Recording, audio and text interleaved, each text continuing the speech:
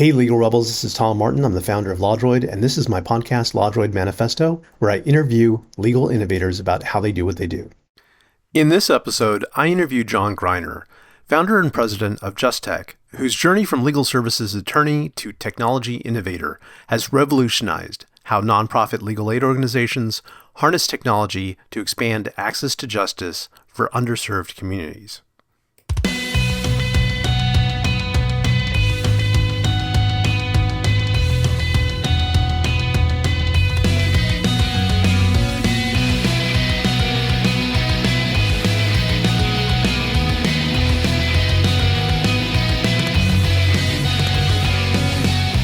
Welcome to the LawDroid Manifesto podcast. I'm Tom Martin, your host, and I'm very fortunate to have John Greiner, who is the founder and president of JustTech, on today.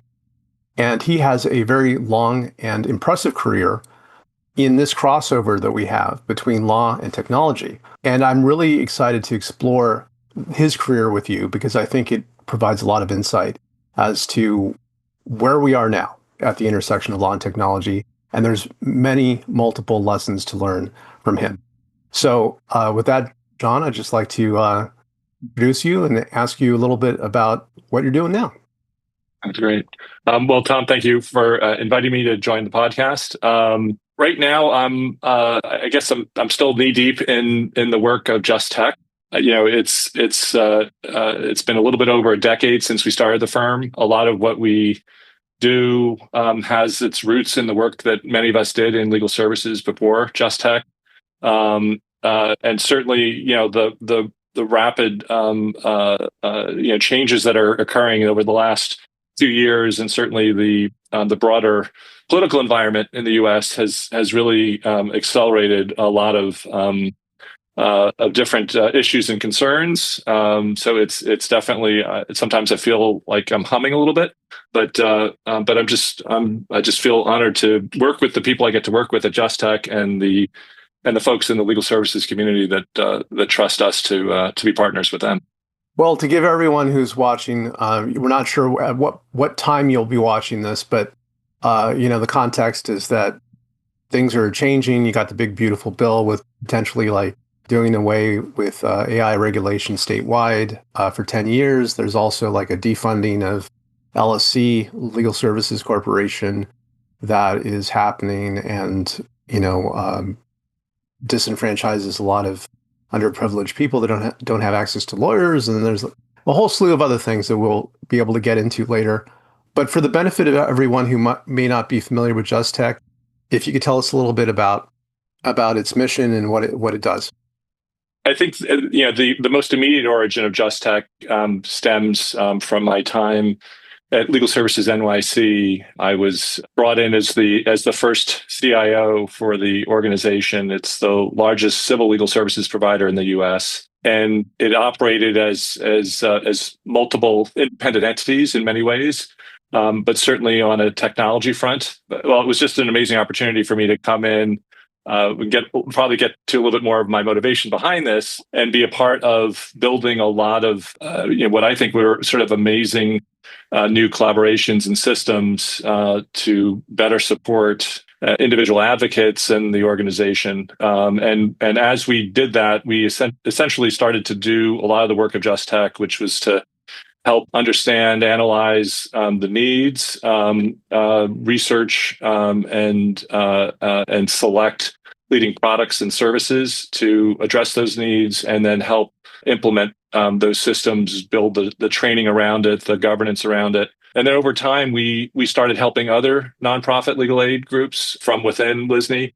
And eventually, it became clear that we needed to go out there and do this on a bigger scale. The need was there, and in some ways, operating a tech startup within a nonprofit legal aid group was a little challenging, at least on an accounting basis. So we have sort of the background of working inside mostly, although I think importantly we have folks who are not from legal aid working at JustTech, but a lot of perspective on the practice of law, on the administration, the compliance, the the grant writing, the reporting needs, but also the engineering, the tech support, the training, project management work that we do. In some of our work, we are basically the outsourced IT department that we initially were at Lisney for large providers and then some smaller providers as well. We really, I think, with the advent of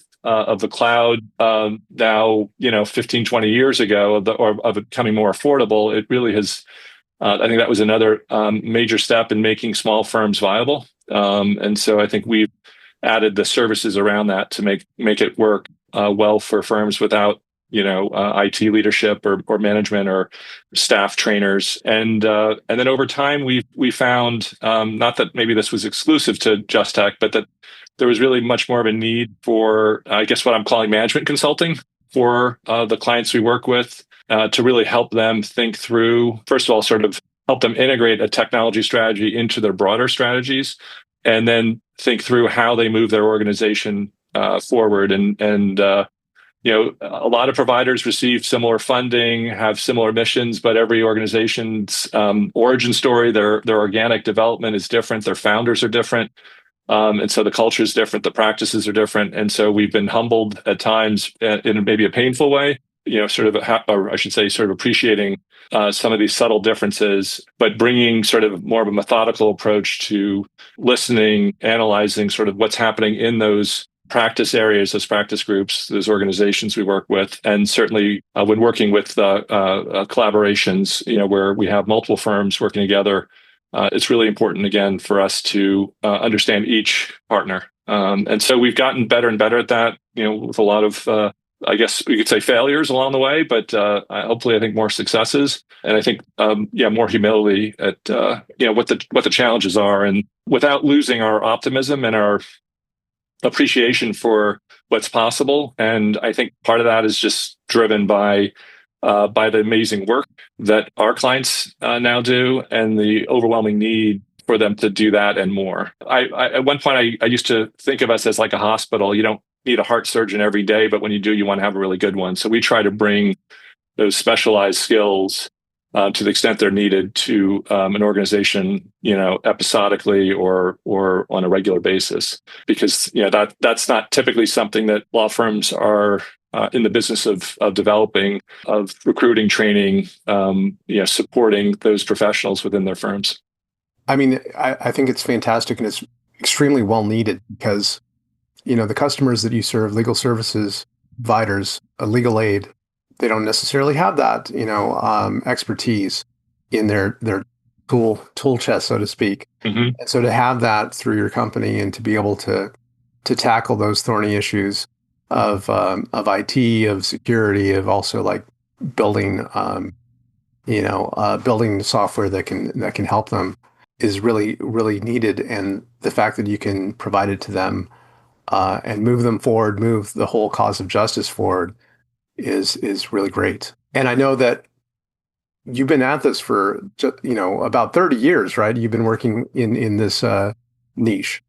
Yeah, I'm only what, 38 now. Yes, but yeah, I've been at it. I got bit by the public interest bug in law school, and I was a happy law student. I mean, I think maybe half of my class, half of my classmates were pretty happy too, but the other half were pretty unhappy. And I was just really glad that I enjoyed it, because it would be way too hard if I didn't. And getting into the clinical work, that was just so important to my education and my appreciation of what I was learning in the classroom, and also just introduced me to so many wonderful people who were so welcoming and shared their interests, their passions with me. And I got to learn a little bit about the work and their careers. It's something, it's kind of, I wasn't expecting necessarily to be where I'm at right now, but I started out years before in tech in high school, and had I guess the systems brain that just wouldn't stop. And so I ended up navigating myself into more full-time tech management positions, even though I loved being a lawyer and representing clients. It was a great role, and it's definitely something I miss.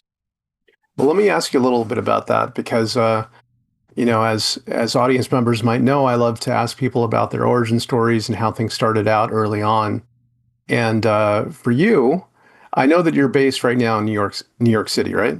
I grew up in Manhattan, but I was I guess of the generation where you could roam.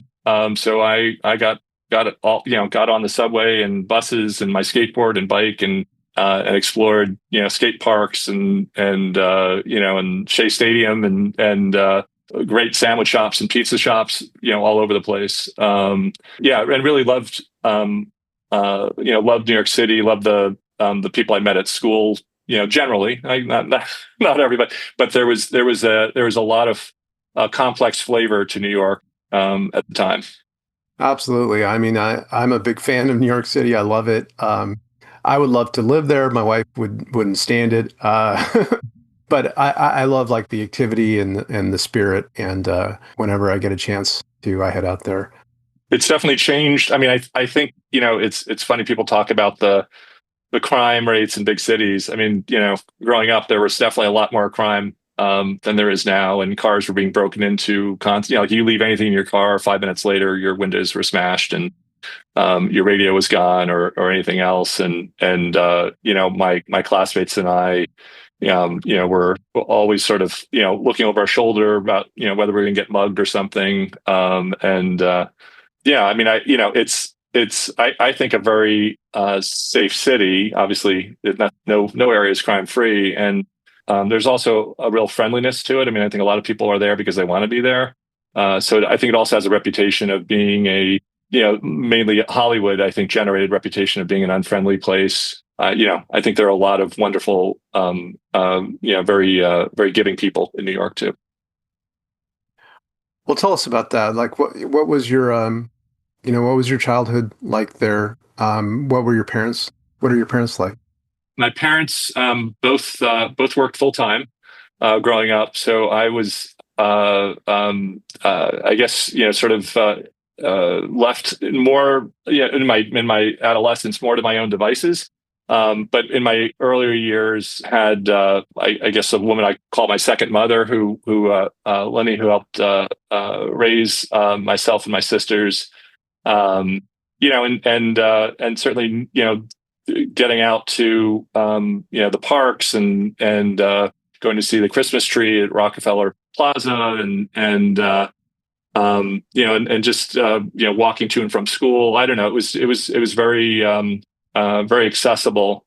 I guess the non-traditional role in a way that my mother played when I was growing up. I mean, a lot of my friends' moms were home when they got there. I think both impressed me and it sort of impacted me as well. And later on, when she hit a glass ceiling, I don't think we called it that, or I didn't know it was a glass ceiling at work and was forced out. I think that things like that actually kind of impacted me as well. That because my mom was a woman, she was not allowed to continue her ascendance in the fashion industry that she was working in. But also, like having Lenny, as my second mother, and learning about her childhood in Alabama and the environment that she grew up in, and what the challenges were in her life, I think also was very formative. And I went to a parochial school for the first few years, and then a public school, and then a private school. And I kind of learned a lot from all my classmates, and their backgrounds were very, when I sort of mentioned that New York City, the flavor of New York was more complex. There was a lot more diversity, I think, certainly economic diversity and backgrounds. And I think I learned a lot from obviously, I think from my teachers, but also from my classmates and my neighborhood friends that I would kick around the streets with. What kind of work did your father do? He worked in industrial and commercial real estate, and he worked in Queens and Brooklyn, and that's also part of why I kind of got out there. I'd meet up with him, and he had I think also a real love for learning about great places in the city, and so and he's a passionate cook and foodie, and so would take us to places, holes in the wall, wherever he had heard, a good recommendation, heard of a good recommendation before there was Yelp I think he had a small business, so he was an accidental real estate person who, just I guess felt like he couldn't be hemmed in by working for a large real estate company, and so he had to deal with a lot of the challenges of running a business without a lot of the background for it. But I think did a great job, and was one of my first clients in high school for some of the programming work I did. Interesting. So, I mean, from your father, it sounds like, maybe some of the influence in terms of entrepreneurialness, like stuff is possible. You could do it yourself. You don't have to necessarily have to go to work for somebody. You can Hmm. launch your own business. And then, your mom's experience as, in the fashion industry, she was working in a business role. I take it like, Yeah, yeah, she was working for a company that did a lot of the buying for a lot of the major department stores.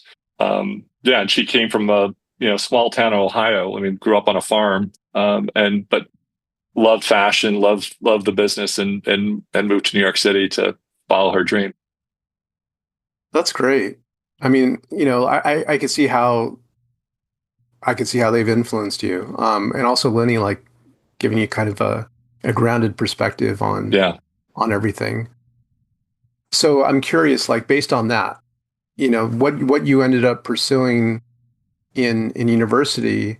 I mean, it's pretty like well optimized for where we are now, but you had a mind for computer science, philosophy, and combining these things together.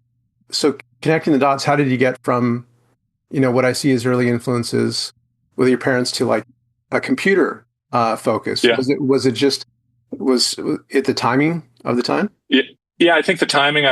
My father, I guess, supported my interest in in radio technology, CVs, and other sort of broadcast stuff, and science, and like kits where you build circuits and stuff. And then I'm trying to remember if it was he bought a Sinclair ZX80.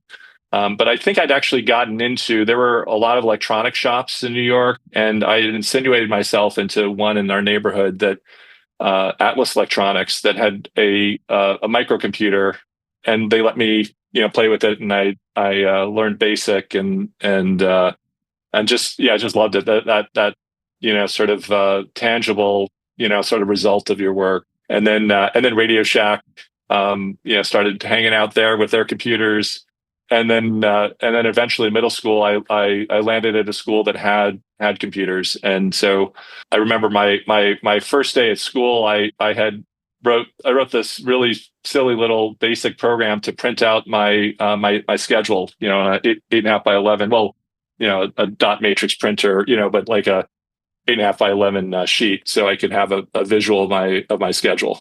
And my dad picked me up from school that day, and anyway, so I was really happy, to continue to be able to play with it and learn, more languages, and then start to think about applications initially for the school I was at, and then for others. I love the tinkering, right? Like Yeah, the fact that more people are able to do that now with so-called vibe coding and create their own stuff. There's nothing like absolutely. that. The rudimentary sort of nature of of the interface between computers and humans, right? With a green terminal screen, or a dot matrix printer versus high quality graphics and a mouse, trackpad sort of interfaces. It's like the computers were much simpler. I mean, you could do machine language programming or assembly programming, and you had very limited amounts of memory, and so you had to be very efficient, so you could do a lot more on your own. You didn't have to do I mean, there wasn't really a lot of opportunity to collaborate, at least within my school. But you could sort of I built my own word processor. I built a few games, and today that would be multiple teams and a lot of different expertise with design and user experience testing and all. So it was just it was all accessible, it was all rather rapid, and yeah. But absolutely, there it was the kind of the geeky kids who hung out and did this stuff, and everybody else, probably thought we were a little strange, and we are. Well, I was one of those strange kids too. But the other piece of it though is like the philosophy interest. Like, how did that come about? I started out, my thinking in going to college was, computer science, computer engineering. Well, part of it was as I was taking more of the computer science curriculum, I really found that I was hemmed in by their approach. And I resented, like, I don't know, I mean, I think I still managed to do pretty well grade wise, but I resented losing a few points for some syntax error that if because you'd write this code in a book, right? You wouldn't actually do it on a computer. It's like, well, that's what the compiler's for. I would find, like, ideally you write perfect code from the start, but it's like I wanted folks to appreciate sort of the elegance, the efficiency, not the typos. That didn't matter as much to me. So I think I was a little bit of a bad fit that way, but and so much of this stuff I knew, and so it was not as enjoyable. But the philosophy sort of coursework, felt was just something I did for me. I just when I don't know how I ended up signing up for some philosophy classes, but it was just so enjoyable. I love the way it sort of forced you to think about things. Some of the tutorials, this Professor Penner, I remember at Wisconsin, would give us these really hard assignments, and I don't think any of us ever really got them fully right. But like we would then sit down after, I don't know, about a month of work on each of these assignments, and he would help lead us through our own thinking. And I just really found that fascinating, and really, I think also helpful in terms of my critical thinking skills, and even my appreciation of language. I never took any psychology courses, but sort of understanding sort of some of the roots of I guess of what makes people tick, and how groups work together. But yeah, so I just fell in love with philosophy and economics. I mean, that was sort of another thing. I never really thought much of economics, but I was interested in what made things tick. And to me, economics are a major driving force. As a philosophy major myself, and having dabbled in BASIC when I was younger, and then now like learning a smattering of Python and stuff, the two complement each other in like zooming in, zooming out, right? Like the Hmm. zooming in being like the computer science kind of systematic thinking, the zooming out being the philosophy part of like, okay, what does this mean and how does it fit into everything else? I just think it's interesting that you did those two things because it kind of gives you those two different perspectives on what we do and why. Yeah, yeah, and I think that also, I don't know that it was just the philosophy classes. I mean, so much of the value to me of college is the peer learning and the conversations you have outside of class. And that's why I feel bad for folks during COVID that did more of their classes from their dorm rooms. They were paying full freight and living in their dorm, or but not getting that sort of additional education. But certainly a lot of the philosophy students who I met, were you know I think very sort of impactful in terms of like the greater sort of political and social needs. And it wasn't just those folks. I mean, I think Madison was definitely a very politically active town, and so you learned about various issues. Certainly, like I didn't really know much about apartheid, until I went to college, and what the sort of the history was. And anyway, so I think probably more my peers that sort of influenced my direction, and helped me sort of focus my career in trying to make the world a better place. Let me ask you about this. Like, so you went to undergrad at University of Wisconsin and law school, and Yeah. so I'm curious as to what that was like because coming from the big city going to Wisconsin, like what was that change like for you? It was interesting. I mean, I think there were a number of folks that I was in a dorm with. The university dorms were limited, and so if you're out of state, you basically didn't get one of the university dorms. So they had a bunch of private dorms. So I was in private dorm, and that meant that not everybody was from out of state, but a lot of the folks were from out of state, and so I ended up meeting a number of folks from New York City, um, and and some of them, yeah, left. I mean, it was too big of a change. But I don't know. For whatever reason, it worked for me.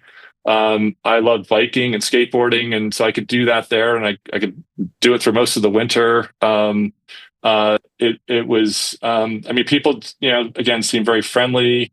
They couldn't believe I was from New York because I didn't sound like it. Again, the TV accents,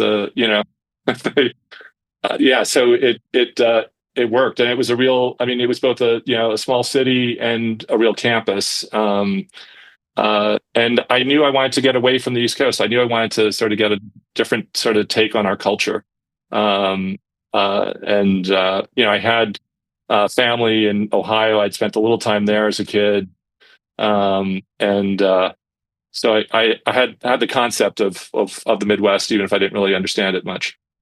So I want to jump ahead a little bit to your initial career steps and path, because of all the different choices that you could have made. Like you went into legal services, and I guess let me just ask you that question: is how did that happen? Like from all of the different options, especially with what you're describing as you know the background that you had, the education that you've had.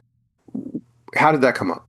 I insinuated myself into a poli sci class as an undergrad that got me into an internship, or allowed me to apply for an internship in the state capitol, and that ultimately led to me working in the legislature and for a member of Congress for a period of time. And I think that was again sort of part of my journey into policy, constituent service. Working in a state legislative office, you're doing intakes all the time. We didn't call it that, but people would write or call. I don't know that they would ever fax, but they certainly didn't email at the time. With their concerns, or you would read the local papers for the district and look for letters to the editor and people who were having issues and try to identify things that needed to be addressed. And I really liked that. I really liked, again, learning about what their issues were, connecting when I was in the state legislature, connecting with federal elected officials, staff members if it was a federal issue. So that sort of problem solving, and then working on in a small way, working on legislation and helping do some of the research and working with the Legislative Reference Bureau and some of the drafting work that they did. I loved it, and I was trying to think about what I would do next. And I was just very fortunate to have some mentors that helped me. I was wrestling with, basically helped me decide to go to law school. I was wrestling with getting a degree in public policy or public administration and a law degree. And actually one of my professors, Elena Meyer, who was a lawyer, was a professor, and a lobbyist, doing all kinds of amazing, very, very publicly, public interest minded work. I think she really helped cement sort of that law, get a law degree, and you can do all these various things with it, and whether you should be able to do it or not is a question for another time. But, it is an entree to doing other sorts of work. And so, yeah, so that I already knew going into law school, and that's significantly why I went to Wisconsin, because I had gotten my residency, that I wanted to get into public interest. I didn't know what that meant exactly, but I knew if I went to Wisconsin as an in-state resident and I worked part-time, I could come out of law school with very little additional debt, and I knew that was a crippling limitation for many folks who wanted to go do something interesting, something fun with their law degree. Anyway, that led to the clinics, going to public interest law conferences, and then ultimately moving to Indiana to work in legal services in Indiana. And so after a few different moves where you were working at Indiana Legal Services and then Illinois Legal Aid, you ended up at Legal Services NYC as a chief information officer, and you worked there for 13 years. Yeah. First off, like the perfect foundation for what you're doing now, and also for what bodes for the future for all law firms and all lawyers that Hmm. this is becoming essential to what we do. It's not just a nice to have. It's not just part of an infrastructure. Really, it seems like in some ways that you know, especially with AI, that it's kind of like subsuming the whole end to end of the services we provide. Hmm. What do you think about that? Obviously, the history of legal services and the history I've learned from colleagues who were more senior than myself when I got into it. I think there's the challenge in legal services, and the delivery and access to legal services and the delivery that some of these challenges have been perennial, and some of them are addressable, and in some cases they have been addressed. And then there's sort of the broader sort of legal, not just the nonprofit legal services, but the broader legal services community and the challenges around limited access to lawyers and the high cost of lawyers that may limit like business development, may limit people's lives personally in all sorts of ways. I certainly think the law needs to be, before AI, needs to be made a heck of a lot more efficient, right? And it starts certainly with the legislation. It starts with the rules, the court rules. We've got a very arcane system, and we've got too many systems. The way it's built, and what it takes to navigate, it makes sense that it's a much sought after service at a price that's too high. For the folks who provide free legal assistance, there's just not nearly enough funding. I don't think that there's never been. I doubt there ever will be. And so if you believe that the system in some fundamental ways is designed to be inefficient, inaccessible, unaffordable, then you really have to pretty radically change that to fix it. And ideally that's what we would do, right? We would look at sort of how do we, not just with technology, but how do we make the courts much more accessible? How do we again change the language so that it's accessible to more people?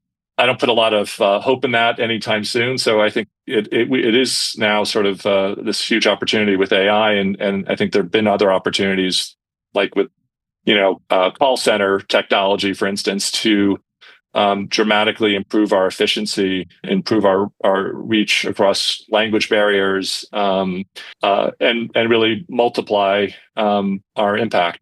And I think that's true for private for-profit law firms, and certainly for nonprofit firms. I think one of the things that I think keenly aware of is, and many times to my frustration, is the cultural barriers to changing a lot of what goes on in the practice, certainly with the courts, with law schools.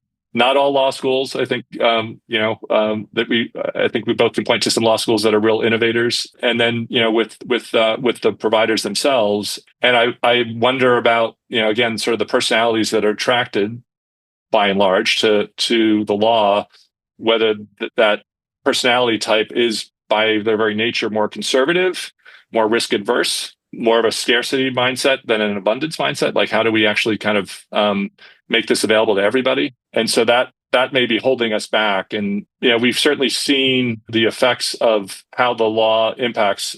Talking specifically about nonprofit legal services, the law really negatively impacts our client communities, and so we really want to avoid being a cause of harm to them, any further harm, right? It's not quite the Hippocratic Oath, but we want to be super confident that whatever we're doing is going to make things better. And I think that's a pretty tall order. And if you're going to innovate, it's kind of difficult to not sort of look at managing some of that risk, like taking some risks, doing some maybe doing some extra work to ensure, like for instance, if you're doing a pilot, you ensure that clients who are a part of that pilot have an out, or have an option to use, or to get in line maybe for some older approach to services, and maybe give our clients more agency to make those decisions, to understand what the risks are, but to proceed. Give them that the same contracting and kind of the right to contract or the right to make decisions that I think we all believe in. Yeah, definitely people should be given the right to choose what they want and not have those choices made for them. I'm curious because, with Just Tech, you took the experience and expertise from working at Legal Services NYC, then through Just Tech, kind of made that available more widely to other legal aid and legal services companies. Have you seen a change in the past 11 years that you've been running Just Tech in people's openness to using technology and now AI? Yeah, no, certainly to technology. And I think part of it has been that the staff of the providers have started to really demand it with cloud technology. So I'll go back a little bit further. Making really important like GIS tools available to just about anybody. You had to keep up with your staff, and that's actually one of the things I found at Lisney was that we want to make sure that we're governing, that we're controlling sort of privacy and confidentiality of clients data and security. We really want to support the experimentation and innovation that a lot of these services that came on the market 15 maybe now like even more than that years ago could offer to legal services providers. And actually, I'm thinking of someone we both know, Satish Nori, when we were both at Lisney. This was a GIS tool that he was very interested in using for housing advocacy purposes, and I loved it immediately what he was doing. But then the other part of my brain, the CIO part, was like, okay, so who has access to that data? How do we limit the potential leakage of our client's identity, right? It's the staff that have pushed. It's the people who aren't satisfied with the status quo, and I think there's been an education of the leadership in legal aid over the last decade or so. I think conferences like the ITC conference, even the Equal Justice Conference, which we were just at. I mean, there's a lot more basic education of leadership around sort of the use of technology, the value. So I think it's sort of both the push and pull, and I also think the funders have gotten smarter about this, and they're both more supportive in terms of allowing providers to spend money on these technologies, and in some cases, asking questions about why providers aren't. That's not universal, and again, I mean, there are definitely providers in the community that I really wish there was a little bit more, sort of interest in pursuing more technology change. But there are enough out there that are, and I think the more we talk about it, share our experiences, the people maybe who are a little bit more reticent to take risks will be more comfortable. And certainly, I think that's part of what I think Just Tech, what we do is to try to, again, help providers. I don't think we have any social workers or psychologists on staff, but I think it is sort of helping them understand how we can take on new tech initiatives with minimal risks. It really matters how you do technology, how you implement it. Most of the technologies are viable, on paper or even with the right attorneys or paralegals using them. But as an organization, shifting the practice, it not only is a bit of a risk from a training perspective, but it can be a morale issue. It can be a labor management issue. And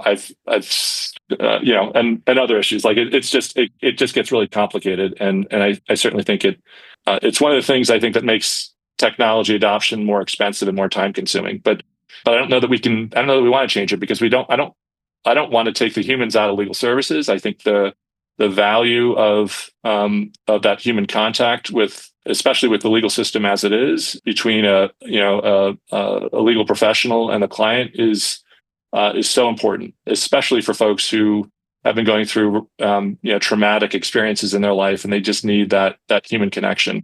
But anyway, we may get to some of the other issues around AI and sort of the human part of it. But yeah.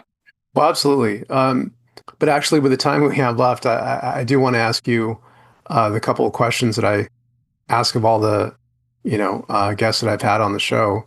And by the way, I completely agree. The change management is probably the biggest issue right now, because there's just so much change that Mm-hmm. even the most progressively tech oriented amongst us are having trouble keeping up with everything. But the couple of questions I'd like to ask you, one is, you've got a lot going on. Like there's so many different interests that you're pursuing, all the legal aid organizations that you work with, and also we didn't really get into it, but you have a company, you have staff that you need to manage day to day, and Hmm.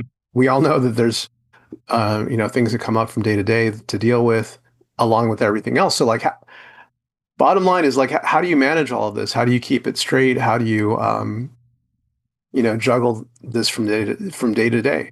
I guess if I'm being really open about this, I feel like sometimes it's harder than other times, right? For me, I think exercise is really helpful. Getting outside. One of the things I got into, I've loved tennis since I was a kid. It was the sport my parents played, and I've enjoyed it my entire life. But there was a period where I injured myself. I couldn't play, and I got into sailing and racing and little boats. And it sort of forces you to use your brain differently. So it kind of it's very it seems very it is very simple at some level, but it's also incredibly complicated. And there's so many things to learn. And so I think the other piece besides exercise is just using your brain differently, doing something completely different. I mean, this winter was tough because there are a number of family health issues going on, but I think it's also having community and sorry, now I'm getting a little emotional, but like it's the lovely people I get to work with, um, who were so supportive. So like I think it makes it easier when you're working hard and it is intense, and at least your clients' work has people's lives on the line. Their basic health, their housing, their food, their employment. We do sort of own as much of that as we can. We appreciate sort of how important their work is, and so we feel really committed to it. But working with great people, I think at Just Tech, but really across the community, who care, they care about each other, makes a huge difference. And then I would say, again, it was something I learned when I was in college, and I had this job canvassing for the nuclear weapons freeze. There was a speaker who came in. We have, I think, each week there'd be some speaker who would help energize us. And I forget the person's name, but she said you have to turn it off at night. You have to recharge. You have to take care of yourself. I try to remember that, and even if it's just about business challenges, HR matters, whatnot, you have to turn it off, and I think that's important for the people around you. If you have family or friends, that you're not just going on and on about this stuff, and it's just not good for yourself. So I think that's how I do it. It's exercise, doing things different, having wonderful colleagues across the community that are supportive, and friends and family that are there for me. Well, that's really great advice, and I think you may have answered my next question with what you said. But at the end of the day, after doing everything that you do, and over the years that you've done it, what makes it worthwhile for you? Well, one piece of it is when I hear, Just Tech, right? I mean, I believe that and again, something I learned from one of my professors was that the struggle for justice is a long one, and that I'm not quoting him, Professor Jones, exactly as he said it, but the generation that comes before you hands it off to you, and that rope or that chain, and you're there to pull it forward or to reduce the backstepping, right? So we may be right now in a period where we're falling back, but what can we do to reduce the slide? And then knowing that there are wonderful people ahead of you. Sorry. That you can hand it off to. So I'm inspired by all the great people around me, and all the young folks who are taking up the cause, and all the innovators. So being a part of that continuum is very rewarding. And then I'd say within Just Tech and within legal services, it's like when I hear a compliment about one of my colleagues, that makes me feel so good. We don't get the benefit of decisions being handed out by the court, or a client saying, yeah, or keeping a client in your housing the way we did when we were working, representing clients. But hearing from the folks in the field that we're making a difference for them is worth a lot. Well, John, I want to thank you so much for being on the show and for sharing your story with us. Thank you, Tom. This is a pleasure. A lot of fun. And I also just want to say you have, through what you do, you know, supported a lot of people and empowered them to do good in the world, as you've done yourself. So thank you. Thank you. Yeah.